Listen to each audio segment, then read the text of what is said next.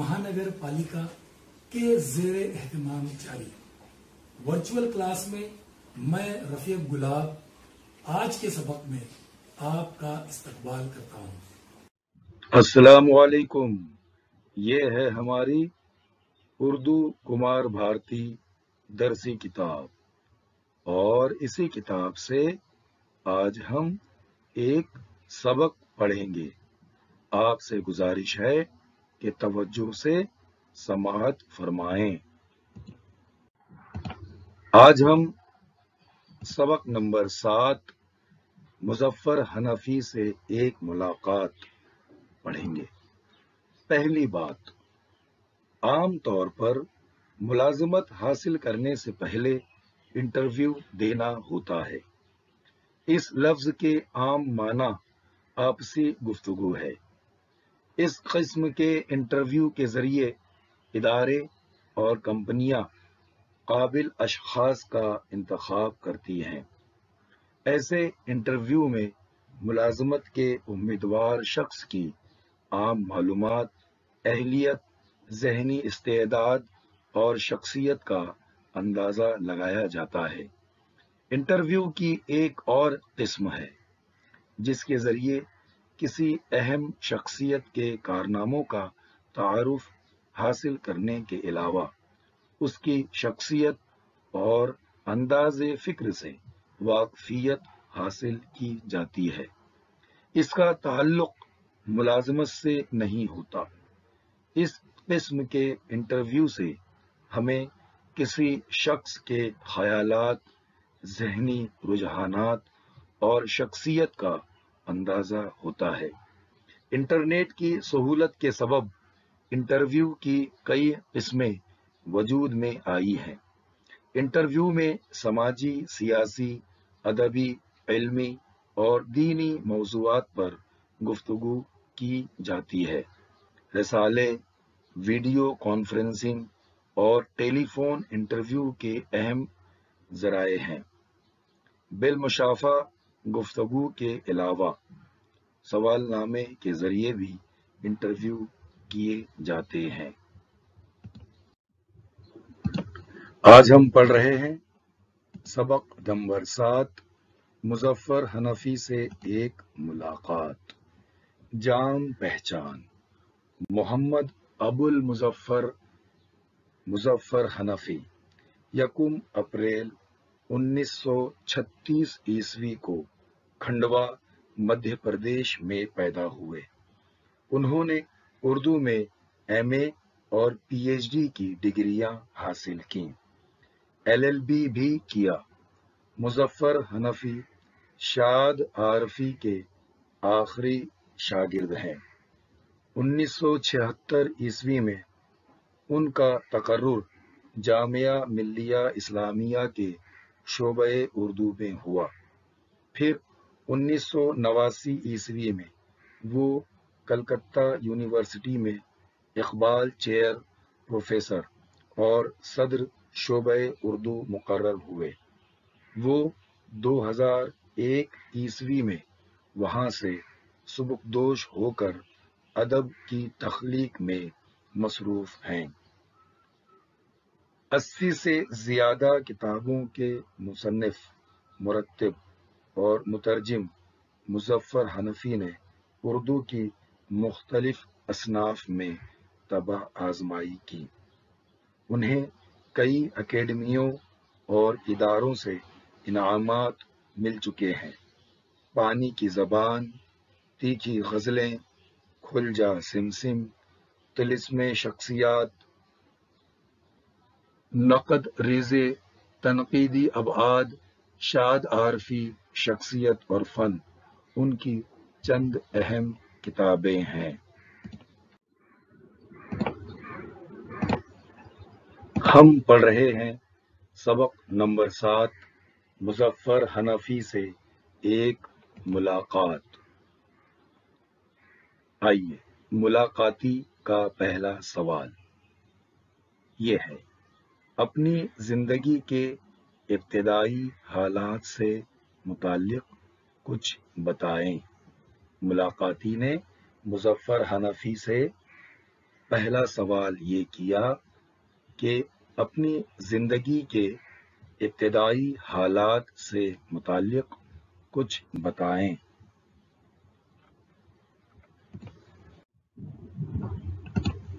آئیے اب ہم دیکھتے ہیں کہ مظفر حنفی نے ملاقاتی کے پہلے سوال کا کیا جواب دیا۔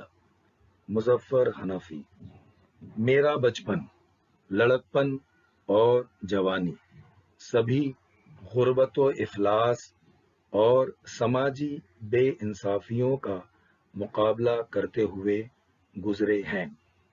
مختصراً عرض ہے کہ میرا پرائمری اور مڈل اسکول کا زمانہ انتہائی اسرت میں بسر ہوا۔ والد صاحب کھنڈوا میں پرائمری اسکول کے ٹیچر تھے۔ والدہ 3 بیٹیوں اور 1 بیٹے کے ساتھ آبائی وطن ہسوا فتح پور میں رہنے پر مصر تھیں۔ کھنڈوا سے 10 روپے کا منی آرڈر ہر مہینے آتا تھا، جس میں ہم 5 نفر مہینے بھر تنگی ترشی میں بسر کرتے تھے۔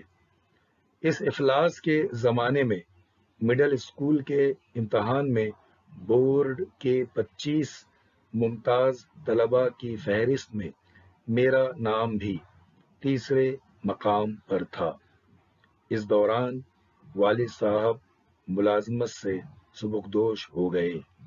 میں 1952 میں کانپور چلا گیا، جہاں بہت تکلیفیں جھیل کر 2 برس تک ملازمت کی تلاش میں بھٹکتے اور ناکام رہنے کے بعد بھوپال میں مڈل اسکول ٹیچر کی ملازمت ملی۔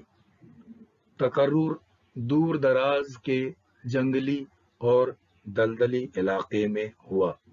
متعصب اور تنگ نظر افسروں کی زیادتیوں کے خلاف احتجاجاً 3 برس بعد میں نے استعفیٰ دے دیا۔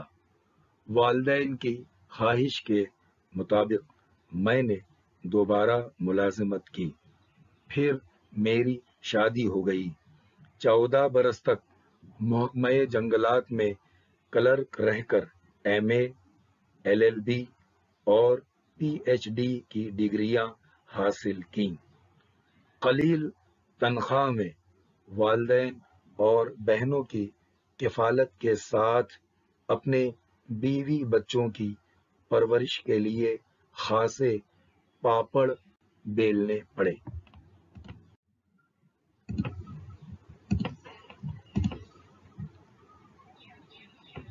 ہم پڑھ رہے ہیں مظفر حنفی سے ایک ملاقاتی کا سوال۔ آپ نے رسائل کے لیے کب لکھنا شروع کیا؟ آپ کی ابتدائی تخلیقات کہاں شائع ہوئیں؟ آئیے اب ہم دیکھتے ہیں کہ مظفر حنفی نے اس سوال کا کیا جواب دیا۔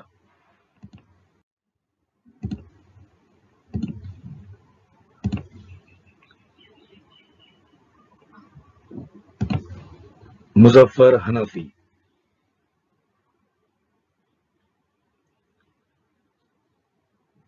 کہانیاں اور داستانیں پڑھنے کا میرا شوق لڑکپن ہی میں جنون کی حد تک پہنچ گیا تھا۔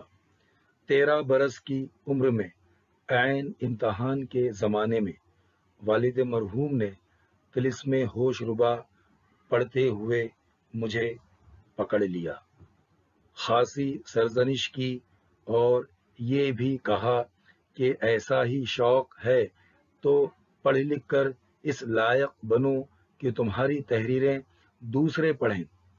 چنانچہ اسی وقت سے چل میرے خامِ بسم اللہ دہلی سے بچوں کا رسالہ کھلونا نیا جاری ہوا تھا۔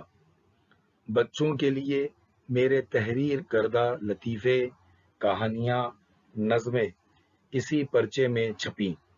फिर फुलवारी दहली, टॉफी कलियां लखनऊ, दोस्त कराची और हिंदो पाक के दूसरे बच्चों के रिसालों के लिए मैंने खूब खूब लिखा। मकाम शुक्र है कि हुकूमत हिंद की मतबूआ दरसी किताबों से लेकर दीगर कई रियासतों की दरसी किताबों में मेरी तख्लीक़ात शामिल हैं। मैं अब भी बच्चों के लिए नज़्में वगैरह लिखता रहता हूँ।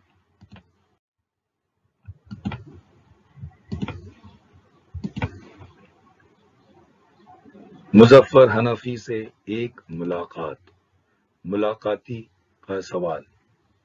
बच्चों के अदब में कौन सी खुसूसियात ज़रूरी हैं? आइए देखते हैं कि मुजफ्फर हनफी ने इस सवाल का क्या जवाब दिया। मुजफ्फर हनफी: हम अपने बच्चों को जादूगरों, परियों और आसेबों की कहानियां बहुत सुना चुके। आज के बच्चों में भी कुछ यकीनन ऐसे होंगे जिन्हें जादुई कहानियां पसंद होंगी। हिंदुस्तान की तकरीबन हर जबान में ऐसी तख्लीक़ात पहले ही से मौजूद हैं। आज बच्चों का अदब तख्लीक करने वालों को अपने मौज़ूआत अपने आस पास की जिंदगी के मुख्तलिफ गोशों से मुंतखब करने होंगे, जिनमें मेरे बयान करदा मसाइल या उनसे मिलते जुलते हजारों दूसरे मसाइल शामिल हैं। मैं नहीं समझता कि मौजूदा हिंदुस्तान का बच्चा, जो पिछली सदी के बच्चों से कहीं ज्यादा ज़हीन और बाशऊर है, महज कोहे क़ाफ और तिलिस्माती कहानियों ही से दिलचस्पी रखता हो।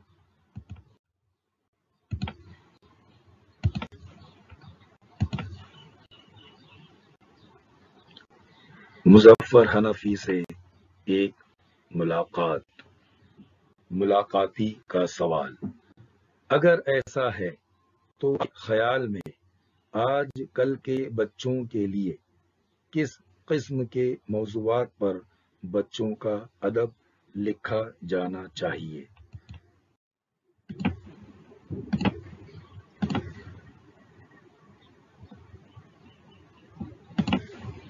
मुजफ्फर हनफी: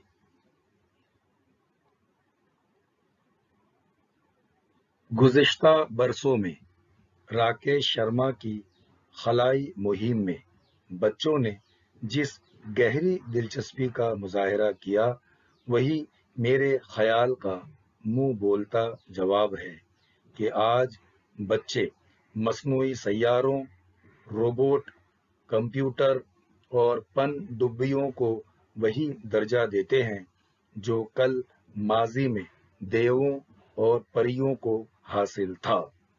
आज के बच्चे का कोहे क़ाफ खला है और परिस्तान अंटार्कटिका है। कोई भी मौजू, ख्वाह वो समाजी बुराइयों से ताल्लुक रखता हो या कोह पैमाई से, वो साइंसी मुहिम हो या जंगजोई, बज़ाते खुद दिलचस्प नहीं हुआ करता। उसे दिलचस्प बनाता है हमारा बर्ताव और सलीका। अलबत्ता मकसदी कहानियां लिखते हुए हमें इस नुक्ते को जरूर मलहूज रखना होगा कि बच्चा बराह रास्त अखलाकियात और पंदो नसीहत का दर्स सुनना पसंद नहीं करता। ये कड़वी गोलियां उसे स्कूल और घर में काफी खिलाई जा चुकी हैं। कहानियों की किताबों और रसालों का सहारा वो तफरीह की गरज से लेता है। चुनांचे हमारे फनकारों को अपने मकासद शहदो शक्कर में लपेटकर पेश करने होंगे। मुझे 100% यकीन है कि ऐसी मकसदी कहानियां और अदब جن میں بچوں کی دلچسپی کا وافر سامان بھی موجود ہوگا، واضح نصیحتوں کے مقابلے میں کہیں زیادہ کارگر ثابت ہوں گے اور انہی کے بطن سے ایک صاف ستھرا، پرسکون، ترقی یافتہ، روشن ہندوستان برآمد ہوگا۔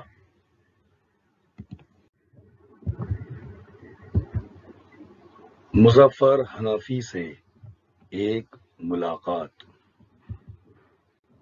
سوال: دنیا کے ترقی یافتہ ملکوں میں بچوں کے ادب کی فنی و تدریسی صورتحال کیا ہے؟ مظفر حنفی: دنیا کے ترقی یافتہ ممالک میں بہت سی زبانیں رائج ہیں، میں ان سے واقف نہیں ہوں، البتہ انگریزی سے یاد اللہ ہے اور اس میں ادب اطفال کا انتہائی عمدہ اور معیاری ذخیرہ موجود ہے، جو پیشکش کے لحاظ سے بھی بہت دلکش ہے۔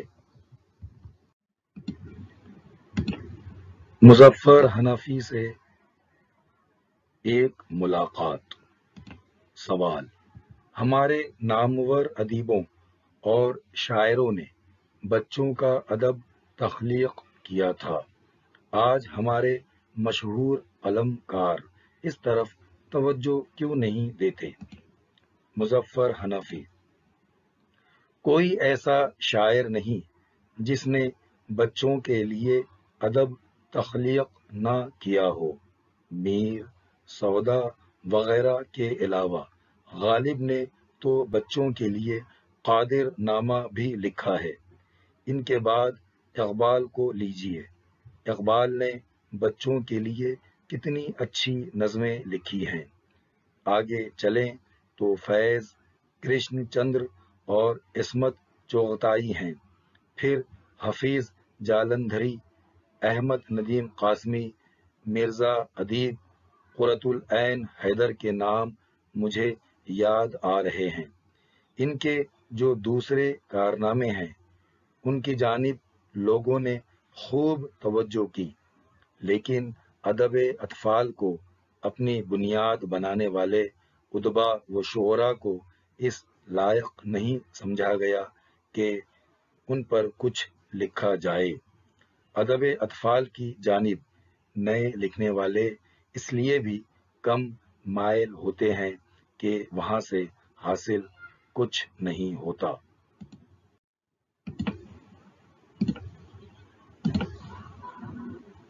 مظفر حنفی سے ایک ملاقات۔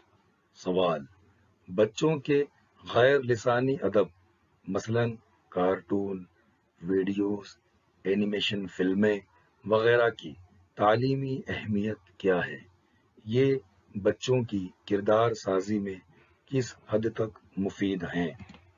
مظفر حنفی: بے شک تدریسی کام میں یہ سب بہت معاون ہیں، البتہ کردار سازی کے ساتھ یہ چیزیں بعض منفی اثرات بھی پیدا کرتی ہیں۔ بچے اکثر کامکس کے بہت عادی ہو جاتے ہیں، اس طرح پڑھنے لکھنے کا انہیں وقت نہیں ملتا اور صحت پر بھی برا اثر پڑتا ہے، اس لیے ان کے دیکھنے یا پڑھنے میں توازن ضروری ہے۔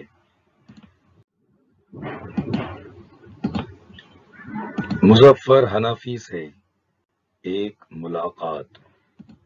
سوال: ٹیلی ویژن اور موبائل فون کو ادب کے لیے ایک چیلنج تصور کیا جا رہا ہے، لوگ اور خاص طور پر طلباء کتابوں سے دور ہوتے جا رہے ہیں، اس کے متعلق آپ کی کیا رائے ہے؟ مظفر حنفی: ٹیلی ویژن اور موبائل فون وغیرہ صرف ادب کے لیے ہی نہیں، پورے پرنٹ میڈیا کے لیے چیلنج بنے ہوئے ہیں۔ آپ کی تشویش درست ہے۔ پچھلے لوگ کہتے تھے کہ چور کو نگہبان بنا دینے سے چوریاں رک جاتی ہیں۔ ایسا کچھ کیا جائے کہ تدریس و تعلیم کے لیے الیکٹرانک میڈیا ہی میں زیادہ سے زیادہ گنجائش پیدا کی جائے۔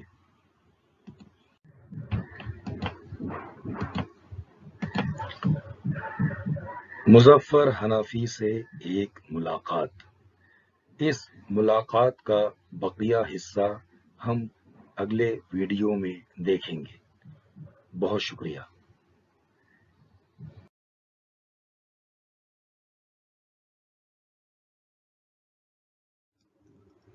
پیارے بچوں، ویڈیو ختم ہونے کے بعد آپ کو کیا کرنا ہے؟ آپ کو ڈسکرپشن باکس چیک کرنا ہے۔ تو اس کے لیے آپ کو کیا کرنا ہے؟ اس نشان کو کلک کرنا ہے۔ سمجھ میں آیا آپ کو؟ تو آپ کے سامنے ڈسکرپشن باکس اوپن ہو جائے گا۔ اس طرح سے دیکھیے یہاں لکھا ہوا ہے، اور آپ کو اس میں کیا دکھائی دے گا؟ اس میں دکھائی دے گا آپ کو feedback form. Google link یہاں دی گئی ہے، یہ ہے فیڈ بیک کی گوگل لنک ہے۔ اس کو آپ کو اوپن کرنا ہے اور اپنے تاثرات، آپ کو یہ ویڈیو کیسا لگا اس کے بارے میں ہم جاننا چاہتے ہیں آپ سے۔ تو اس فارم میں یہی دیا گیا ہے، تو آپ ضرور اس کو اوپن کیجئے اور اپنے تاثرات بتائیے۔ اور اس میں کچھ امپورٹنٹ پریکٹس کوشچنز ہے، کچھ سوالات دیے گئے ہیں، آپ اس کی مشق کیجئے۔ تو ہے نا مزیدار ایکٹیویٹی؟ تو چلیے کیجئے جھٹ پٹ۔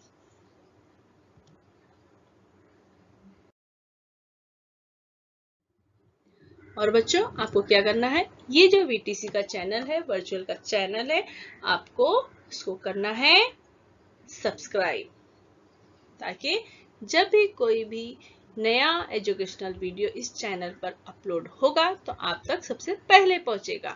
اور آپ کو اگر یہ ویڈیو اچھی لگی ہے تو آپ اس کو کیا کریں گے؟ لائک کریں گے، اس طرح سے پریس کریں گے لائک کا بٹن، نیچے تھم کا اس طرح سے نشان ہے، اس کو آپ پریس کیجئے تو وہ ویڈیو لائک کیجئے، اور ویڈیو کو شیئر کیجئے اپنے ساتھیوں کو، تاکہ وہ بھی اس ویڈیو سے فائدہ اٹھا سکے، اپنی معلومات میں اضافہ کر سکے۔